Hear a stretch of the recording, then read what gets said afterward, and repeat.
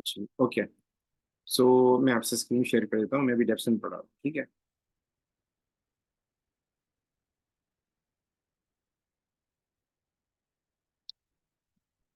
अल्लाह हो जाए, गर्मी बहुत है यार। यहाँ हमारे लाइट चली जाती है तो मैं जिस कमरे में पढ़ा रहा हूँ ना, तंदूर हो रहा है। लेकिन क्या करें, आप लोग खातिर कर रहे हैं, आप लोग मेहनत बहुत कीजिएगा बेटा, इतनी मेहनत मैंने नहीं की है किसी बैच पे, जितनी मेहनत आपके बैच पे कर रहा हूँ। आप लोग बकायदा, मैं तो बोलूँ मुझे खुशी होगी, बच्चे आगे बोलेंगे सर 2020 से लेकर 2023 तक के सारे पेपर दिए, तो मुझे और ज्यादा खुशी होगी, भाई वाकई मेहनती बच्चे हैं, अल्लाह ताला इनको आगे बढ़ाए। चलेंगे। सो डेफ से समझ लेते हैं। मनोज बेटा, मैं करंट अकाउंट की वीडियो भेज देता हूँ, उसे देख लो। ठीक है। अब ये हमें शॉर्टकट काम करना है ना, शॉर्टकट, जितने शॉर्टकट काम करने हैं वो करने हैं। चलो डेप्सन पे जरा आते हैं। देखिए डेप्रिसिएशन में जो आसान काम है वो आप लोग करने हैं। आसान काम क्या है, डेप्सन जब भी आएगा पहले तो आएगी डेप्सन की डेफिनेशन आएगी। It is an estimated loss by using non current asset over the useful life. ठीक है ना। एक तो ये डेफिनेशन आएगी। ठीक है। कंट्रोल अकाउंट की बेटा वीडियो मैं आपको भेजता हूँ, मैं देखता हूँ मेरे पास कंट्रोल अकाउंट की जो है ना, मुझे मैसेज कर दें अलग से। मैं बिजनेस के पेपर में लगा हुआ हूँ बच्चों का, कल बिजनेस के पेपर है, लेकिन जो जैसे ही मुझे टाइम मिलेगा मैं आपको रिप्लाई करूंगा, मुझे तंग करते रहिएगा आप। मैं एक बार नहीं दूँ, दूसरी बार नहीं दूँ, मैं मैसेज करते रहे आप, ताकि मुझे रिमाइंडर मिलता रहे। अच्छा जी।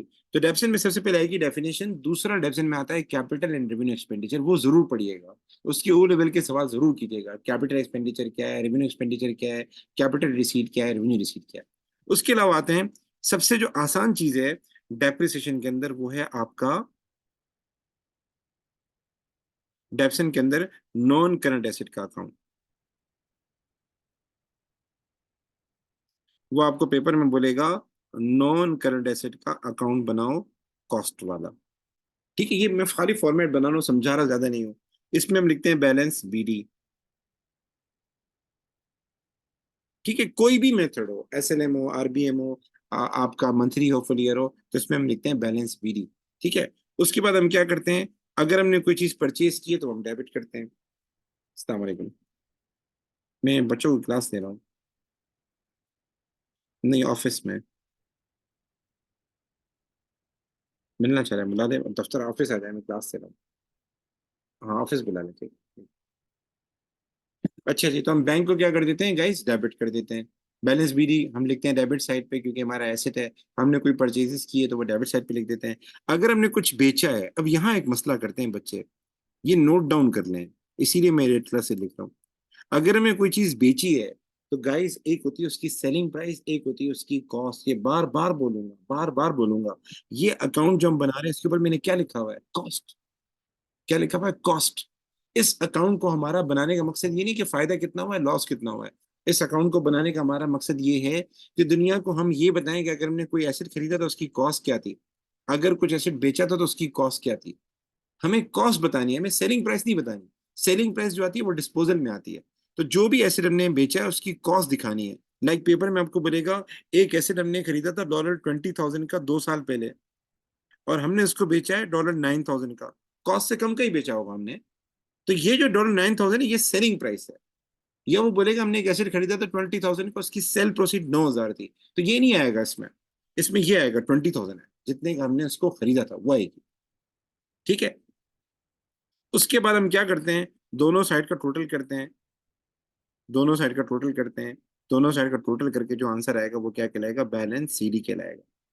ठीक है। और बैलेंस सीडी के बाद हमेशा आप लोगों ने बैलेंस पीडी लिखना है। तो एक चीज बता दूं, ये अकाउंट तो आप सीख लें, चाहे एसएलएम हो, चाहे आरबीएम हो, चाहे फुल ईयर हो, चाहे मंथली हो, ये वैसे ही बनेगा। इसमें आप लोगों की मिस्टेक नहीं आनी चाहिए। उसके बाद दूसरा जो हमारे पास अकाउंट बनता है वो बनता है डिस्पोजल। ये आप सीख लें, दूसरे नंबर पे डिस्पोजल बनता है। अब पहले डिस्पोजल में, इसमें दो सवाल आ सकते हैं, डिस्पोजल की एंट्रीज भी आ सकती हैं और डिस्पोजल का अकाउंट भी आ सकता है। एंट्रीज में बाद में सिखा रहा हूँ, वो भी आसान है। तो डिस्पोजल के अकाउंट में डेबिट साइड पे आती है कॉस्ट, पर रेफरेंस में हम कॉस्ट नहीं लिखते, रेफरेंस में नेम लिखते हैं। जो भी नॉन करेंसी है, मशीनरी है तो मशीनरी लिखूंगा, फर्नीचर है तो फर्नीचर लिखूंगा, तो यहाँ उसकी कॉस्ट लिखते हैं। जो भी नॉन करेंसी, क्योंकि इस अकाउंट को बनाने का मकसद ये कि हम ये देखिए कि हमें गेन हो रहा है, लॉस हो रहा है। फिर उसके बाद दूसरी चीज, वो जैसे आपने बेचा था तो उसकी सेल प्रोसीड होगी। उसके अगेंस्ट पैसे मिले होंगे, तो जितने भी पैसे मिले हैं वो हम लिख देते हैं क्रेडिट साइड पे। Credit side is an income side. तो जो भी उसकी सेल प्रोसीड है, जो भी उसकी सेलिंग प्राइस है, जो भी उसके अगेंस्ट आपको पैसे मिले हैं वो क्रेडिट कर देंगे। उसके बाद सर हम क्या करते हैं, जो कि मेन है, जो आप लोगों को मसला करेगा, वो है उस मशीन की टोटल डेप्रिसिएशन। अब ये कैसे निकालनी है, चाहे फुल ईयर है चाहे मंथली, ये हमारी बहस होनी चाहिए। तो यहां पर क्या आएगा गाइस, यहां पर उस मशीन की टोटल डेप्रिसिएशन आएगी। अब ये मेन मसला है। ठीक है, तो पहले मैं जरा इसका फॉर्मेट पूरा लिख लूं। ये मेन है, ये आपको कैलकुलेट करनी पड़ेगी, ये बहुत कम पेपर में दी हुई होती है। और उसके बाद हम क्या करते हैं, ये सारी चीजें लिखने के बाद हम दोनों साइड का टोटल करते हैं। दोनों साइड का टोटल करते हैं। अगर हमारी क्रेडिट साइड हायर है, डिफरेंस डेबिट साइड पे आएगा। डेबिट साइड पे डिफरेंस आने का मतलब फायदे वाली बात है। आईएस जब भी डेबिट साइड पे है किसी भी टी अकाउंट में, आईएस जब भी डेबिट साइड पे आए किसी भी टी अकाउंट में, तो ये बिजनेस की फायदे की बात है, ये बिजनेस की क्या है, गेन है। और आईएस जो है जब भी क्रेडिट साइड पे आए, ये बिजनेस की लॉस। पेपर में सीन नहीं किया उसने आपके साथ, लेकिन वो सीन कर सकता है। वो पेपर में सेलिंग प्राइस ही नहीं दे, वो बोले भाई हमने एसेट 2 साल पहले खरीदा था और हमें इतना गेन हुआ, इतना लॉस हुआ, और आपको सेलिंग प्राइस ही ना दे, और बोले सेलिंग प्राइस फाइंड करो, तो आपने परेशान नहीं होना। अगर हमें गेन हुआ है तो आप वो यहाँ लिखो, हमें हमें कॉस्ट दी हुई है, कॉस्ट यहाँ लिखो। ये आपको कैलकुलेट करनी पड़ेगी, ये आप कैलकुलेट करके लिख देना, और दोनों साइड का टोटल करोगे, ये बैंक की फिगर आ जाएगी। तो सवाल ये पता होता है कि सर ये कैसे फाइंड करना है। तो इसके लिए बच्चों को मैं कहता था आप एक कॉलम बनाया करो, इसको फाइंड करने के लिए क्या किया करो, एक कॉलम बनाया करो। अब ये कॉलम हर एक पे बना, डिस्पोजल में हर एक पे बनाना होता है।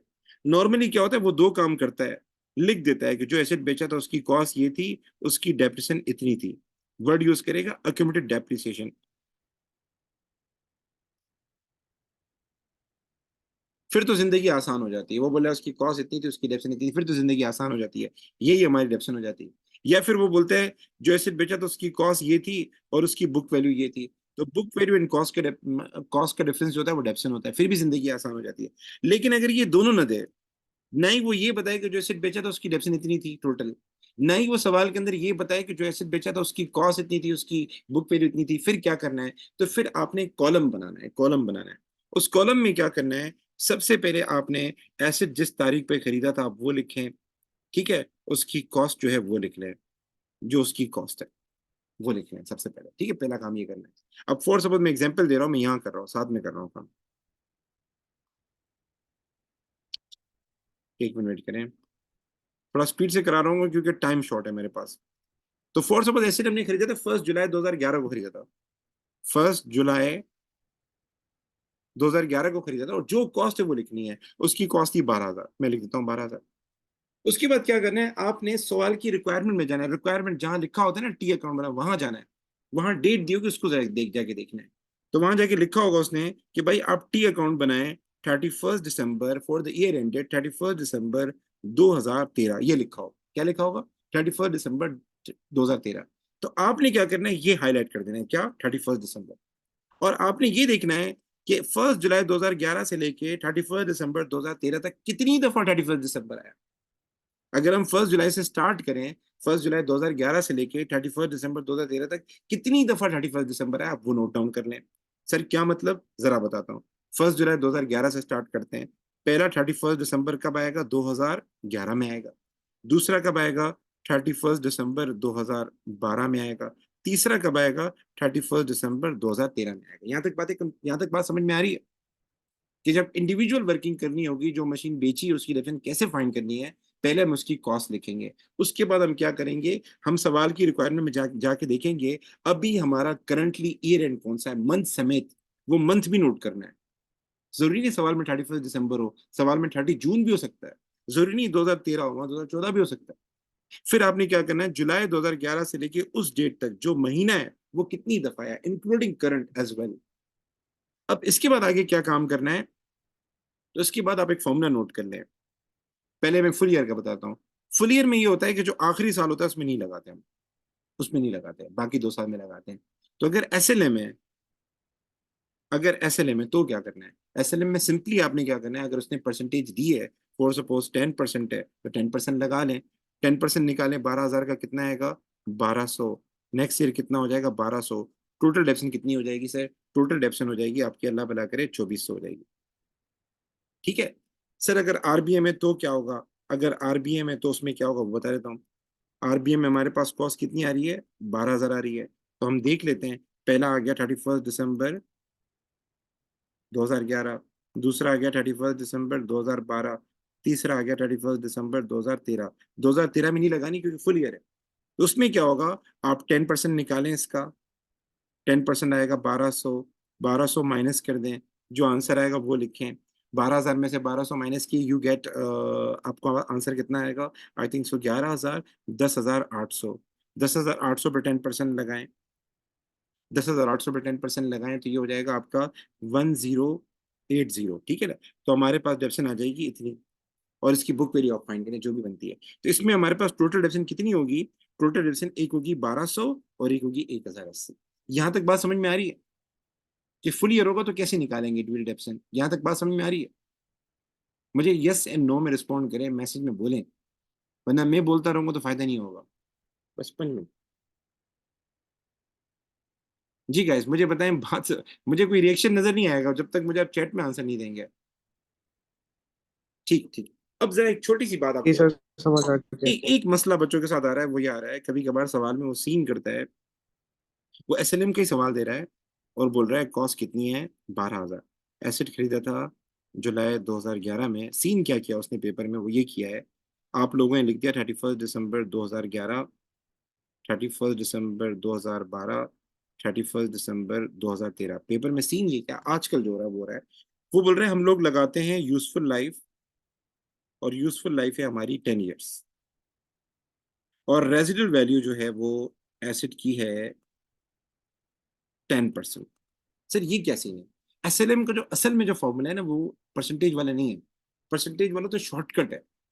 एसएलएम का जो असल फॉर्मूला है, अगर मैंने आपको कभी लिखवाया हो तो वो ये वाला है, cost minus residual value divide by life. और परसेंटेज में भी यही फॉर्मूला है, cost minus residual value multiply percentage. फिर बाद में सेम आती है फुल ईयर में, लेकिन उसका मेन फॉर्मूला ये है, मतलब ये वाला फॉर्मूला है। और अगर परसेंटेज में सवाल आए तो भी रेजिडुअल वैल्यू माइनस करनी चाहिए। लेकिन पेपर में क्या है, ओ लेवल में आज तक क्या है, सिर्फ कॉस्ट दी होती थी और परसेंटेज दी होती थी, तो बच्चे डायरेक्ट ये करते थे। तो सर अगर ऐसा सवाल आ जाए तो क्या करना है? कोई मसला नहीं, कोई परेशानी की बात नहीं। आप डेप्सन जैसे फाइन करते हैं वैसे ही करेंगे। इस साल तो नहीं लगाएंगे, 2013 लास्ट ईयर में नहीं आएगी डेप्सन उसकी, ठीक है ना? क्योंकि फुल ईयर में ये होता है कि जिस साल बेचते हैं हम नहीं लगाते, बाकी 2 सालों में आएगी। 2 सालों में कैसे आएगी? आपने लेना है 12,000, कॉस्ट देनी है, कॉस्ट हो गई, कॉस्ट में से रेजिडुअल वैल्यू माइनस करें। रेजिडुअल वैल्यू से बोलिए 10% है, या वो पेपर में दे देगा 2,000 है, 3,000 है, जो दिए माइनस करनी है। रेजिडुअल वैल्यू क्या होती है? ये एक्सपेक्टेड सेलिंग प्राइस होती है आफ्टर यूजफुल लाइफ, कि जब हमारा एसेट 10 साल पूरे हो जाएंगे, बिल्कुल खत्म हो जाएंगे, तो कितने का जाएगा, तो ये पैसे मिलने हैं हमें, ये रिकवर हो जाएंगे, इसलिए माइनस करते हैं। हमें वो खर्चा डिस्ट्रीब्यूट करना है अकॉर्डिंग टू मैचिंग कॉन्सेप्ट, जो हमें नहीं मिलने वाला, जो हम नहीं हासिल कर पाएंगे, वो माइनस करना है। ठीक है, तो आप लोगों ने क्या करना है, 12,000 का उसने बोला 10%, तो 12,000 का 10% निकालें, कितना होगा? सर ये 1200 हो जाएगा, और डिवाइड कर दें 10 से। बस एक ही बार एफर्ट करना है। तो 12,000 में से 1200 माइनस किया, डिवाइड बाय 10 किया, मुझे बताएं क्या आंसर आएगा? आई थिंक सो ये हो जाएगा 10,800। 10,800 को डिवाइड बाय 10 करेंगे, ये आ जाएगा 1,080। ये हो जाएगी पहले साल की डेप्शन, और ये हो जाएगी नेक्स्ट ईयर की डेप्शन। टोटल डेप्शन कितनी हो गई? टोटल डेप्शन हो जाएगी 2,160। तो आपका जो प्रोविजन का डेप्थ, ये जो है, यहाँ टोटल जाएगा बेटा, एक साल की नहीं, टोटल जाएगी, क्योंकि मैंने लिखा है टोटल डेप्रिसिएशन। तो जैसे अगर ये एसएलएम था, सिंपल 10% था, तो 1200 प्लस 1200 2400 जाएगी। अगर आरबीएम था 10% था तो 1200 और 1,080, ये बन जाएगा तकरीबन 2,280। और ये वाला मेथड था cost minus residual value divide by life, तो उसमें 1,080 प्लस 1,080 आपकी जाएगी टोटल 2,160। ठीक है, यहां तक बातें क्लियर है? जल्दी बताए ताकि मंथली भी करा दो मैं जल्दी से, कि मंथली में क्या होगा, अगर मंथली का सवाल होता तो क्या करते। क्योंकि ये दो चीजें आप सीख लो, कॉस्ट एंड डिस्पोजल अकाउंट, फिर बाकी आसान है, फिर बाकी बच्चों वाला है। मुझे रिस्पॉन्ड करें बेटा, या तो वॉइस में बता दें या चैट में बता दें कि सर बात थोड़ी क्लियर है, या वीडियो देख के और क्लियर करेंगे इंशाल्लाह। ठीक ठीक, अच्छा जी, अब आते हैं जरा कि सर अगर मंथली होता तो क्या करते हैं, यही सवाल है, मंथली में कन्वर्ट कर रहा हूँ। देखिए मंथली में क्या होता है, कुछ कीवर्ड यूज करता है, पहले तो वो कीवर्ड याद करने हैं। मंथली में भी सेम सीन होगा, कि आपने क्या करना है, मतलब पहले आपने लिखना है कि मशीन हमने कब बाय की थी, पहले ये नोट डाउन करना है। ठीक है, मशीन हमने कब बाय की थी ये नोट डाउन करना है। उसके बाद आपने क्या करना है, सवाल में जाके देखना है हमारा ईयर एंड कब है, और ईयर एंड में जो महीना आ रहा है, लाइक 31 दिसंबर ईयर एंड है हमारा, और लिखा हुआ है 2013, तो कितनी दफा 31 दिसंबर आया, पहली दफा, दूसरी दफा, तीसरी दफा, आपने लिख दिया। उसके बाद आगे क्या करना है, एक फॉर्मूला नोट कर लें जो पहले साल में और जो आखिरी साल में, सिर्फ पहले और आखिरी साल में अप्लाई होगा, बाकी सालों में नॉर्मल ट्रीटमेंट होगी। कैसे? अगर एसएलएम है तो एक फॉर्मूला नोट कर लें, कॉस्ट इनटू परसेंटेज। अगर ये लाइफ वाला चक्कर नहीं है, लाइफ वाला चक्कर नहीं है, ठीक है, रेजिडुअल वैल्यू नहीं है, तो एसएलएम इनटू परसेंटेज। आपने क्या करना है, बस एक स्टेप बढ़ा लेना है, multiply by months use divide by 12। ये एक फॉर्मूला यूज होगा पहले साल में और आखिरी साल में। क्या मतलब से समझ में नहीं आया? लाइक हम आते हैं 31 दिसंबर 2011, आप देखिए हमने जुलाई में बाई की है, जुलाई से लेकर दिसंबर 6 महीने होते हैं, 6 महीने यूज हुई है ना। तो आपने क्या करना है, पहले साल में 12,000 इंटू 10% इंटू 6/12, कितना हो जाएगा सर? ये हो जाएगी 600। आप लिख दें 600। सर नेक्स्ट ईयर क्या करना है, नेक्स्ट ईयर ये मत कीजिएगा, मंथ डिवाइड बाय 12 मत कीजिएगा, क्योंकि मंथ डिवाइड बाय 12 सिर्फ पहले साल में और आखिरी साल में बस होगा, बाकी सालों में नहीं होगा। बाकी भले 5 साल चलाई हो आपने, सिर्फ पहले साल में एंड आखिरी साल में होगा, बाकी सालों में नहीं होगा। ठीक है, सेम फॉर्मूले यूज होंगे जो आप यूज करते थे फुल ईयर में, बस ये एक स्टेप बढ़ेगा पहले साल में और आखिरी साल में। अगर यही सवाल होता cost minus residual value divide by life, तो सेम वहां भी यही सीन करते हैं हम लोग। चलें जी सर, नेक्स्ट ईयर क्या होगा? नेक्स्ट ईयर आप क्या करें, 12,000 इंटू 10% कर दें, 6/12 को छोड़ दें, ये कितना हो जाएगा? 1200 हो जाएगा सर। सर लास्ट ईयर क्या होगा? अब यहां आपने देखना होगा मशीन कब बेची थी, ये नोट डाउन करना पड़ेगा, मशीन कब बेची थी। सर मशीन बेची थी हम लोगों ने 30 सितंबर 2013 को बेची थी। तो कितने महीने यूज नहीं की मुझे बताएं? 30 सितंबर के बाद कौन सा महीना आता है सर? अक्टूबर, नवंबर, दिसंबर, 3 महीने यूज नहीं की। तो कितने महीने यूज की होगी? 3 महीने यूज नहीं की, तो कितने महीने यूज की? 9 महीने यूज की। तो इसका मतलब ये कि ये जो लास्ट ईयर था इसमें हमने 9 महीने यूज करके मशीन को बेचा है। तो आप लोग क्या करें, लास्ट ईयर में क्या करेंगे, 12,000 इंटू 10% इंटू 9/12, जितने मैंने यूज करके वो लगानी। बेटा आप जो पूनम बेटा बोल रही है वो सवाल के ऊपर है ना, सवाल में अगर वो बोलता है कि हम डेप्सन लगाते हैं यूजफुल लाइफ के ऊपर, वो परसेंटेज फिर नहीं देगा, फिर यूजफुल लाइफ देगा, 4 साल, 5 साल। फिर हम क्या करेंगे, सेम फॉर्मूला है, परसेंटेज से नहीं मल्टीप्लाई करेंगे, डिवाइड करेंगे लाइफ से, और अगर कोई रेजिडुअल वैल्यू हो तो माइनस करेंगे। ठीक है, यहां तक बातें क्लियर है बेटा? तो ये इसकी कितनी आ जाएगी जल्दी से बताएं, लास्ट ईयर की कितनी आ जाएगी? अगर हमने 30 सितंबर 2013 में मशीन बेची तो कितनी आ जाएगी? बेटा मैंने ये बताया कि अगर मैंने मशीन 30 सितंबर 2013 को बेची है, तो लास्ट ईयर में भी प्रोपोर्शन करना है, पहले साल में और लास्ट ईयर में प्रोपोर्शन करना है। तो आपने ये करना है, सिंपली ये करना है, कॉस्ट को मल्टीप्लाई कर दिया परसेंटेज से, फिर आपने क्या करना है, कितने महीने यूज किए। तो अगर दिसंबर में आपका साल एंड हो रहा है तो जनवरी से स्टार्ट हो रहा होगा। कब से स्टार्ट हो रहा होगा? जनवरी से स्टार्ट हो रहा होगा। तो जनवरी से लेकर सितंबर तक कितने महीने होते हैं? 9 महीने होते हैं। तो आपने सिंपली कॉस्ट इंटू परसेंटेज 9/12। दूसरा तरीका सर, ये मसला हो रहा है कैलकुलेट करने में महीने में, तो आप सिंपली ये करें, जिस तारीख को बेचा है उसके बाद से जितने महीने वो 12 से माइनस कर दें। 30 सितंबर के बाद आता है आपका अक्टूबर, देन आता है नवंबर, देन आता है दिसंबर, 3 महीने आते हैं। इन 3 महीने ये मशीन नहीं थी, तो 12 में से 3 माइनस कर दें, कितना हो जाएगा? 9। इसका मतलब 9 महीने इस्तेमाल किया है, तो 9/12 कर दिया हमने। बच्चे बता रहे हैं इसका आंसर आएगा 900। ये जो टोटल डेप्सन है ये जाएगी डिस्पोजल में। अभी बेटा ऐसा है, मैं मेहमान आए हुए मेरे, तो मैं क्लास ऑफ कर रहा हूँ। मैं आज ही बताऊंगा आपको कि डेप्सन का अकाउंट कैसे बनाते हैं, किस तरह के सवाल आते हैं। मैं इस पे एक वीडियो और भी बना रहा हूँ। अभी मैंने आपको सिर्फ डिस्पोजल की, सिर्फ टी अकाउंट बनाना सिखाया, डिस्पोजल की एंट्रीज भी होती है, तो उस पर वीडियो बना के मैं भेज रहा हूँ आपको। तो आप इसको दोबारा देखिएगा, और जितने भी सवाल हैं उसका कॉस्ट एंड डिस्पोजल, खाली ये 2 अकाउंट आप बना लें। बाकी डेप्सन का अकाउंट मुझे छोड़ दें, बना के देता हूँ मैं आपको कैसे बनाते हैं। ठीक है बेटा, अल्लाह हाफिज, अस्सलाम वालेकुम, दुआ में याद।